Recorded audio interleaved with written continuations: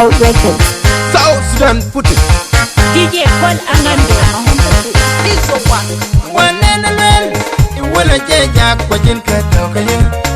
And I think can the Jaram Kayin Bayin and you go and a general and that we don't move to court. Can take a bandit. One and a well.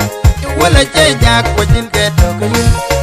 And I think can the Jaram Kayin Bayin and you go and a general and that we don't move to court.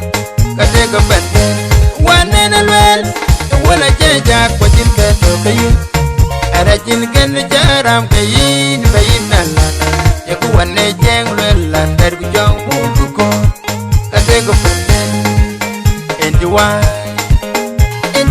and the loga Jadidam. Jagatol and Kennegan. And the why and the loga Jadidam. Jagatol and Kennegan. Away in the red, a young Yokano. And the why and the loga Jadidam. Jagatol and Kennegan. Away in the red, a young Yokano. Manabay jar on the duck. And I get on a lure when a careful can well muja. When a key well can well go be a dwanyan kai. Can you be at young? We joke think of a man go lay and a gum. A bit of one, my yating a coat, bung on to be your name. The mother by jar on a duck. And I get on a lure when a careful can well muja. When a king well can will form be a drone and come, I will be at young. The joke think of a man go lay and a gum. A bit of one, my yating a call, you bring on to be your name. A damn quabel, a lang to a jack, a Jimon young, a quaint room. In ya long yaron, the Gamoron, a in a jam, a damn quabel, a lang to a jack, a Jimon young, a quaint room. Ya long nyai Cameroon in a jeja. The man by jar on a dam. And a jet on a door. When a girl can well with them. When a king well can well for be a drone yan kai. A yet be at young. You joke think of a man go lay and a gum. A better one. My yating a coat. You bung on to be your enough.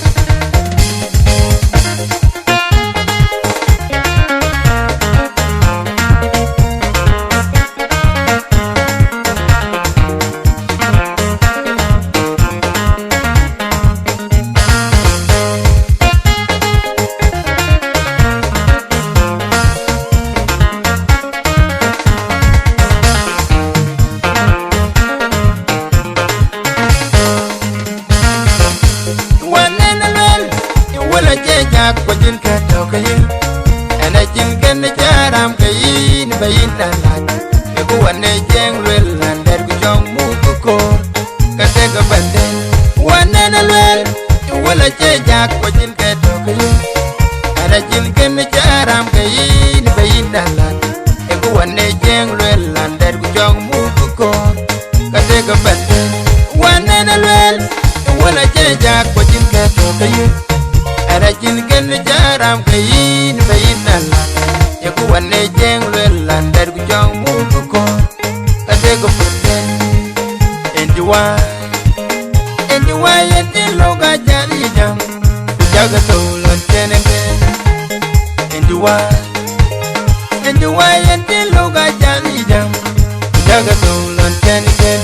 Away in the red, a young Yokano. And the why. And the loga Jadidam. Jagatol and Kennegan. Away in red, a young Yokano. Manabay jar on the duck. And I jet on a lure. When a careful can well muja. When a key well can well for be a drone yan kai. Can you be at young? We joke think of a man go lay and a gum. A bit of one, my yating a coat. Bung on to be your name. The man by jar on a duck. And I jet on a lure. When a careful can well muja. When a king well can well for be a drone yan kai. I will be at young.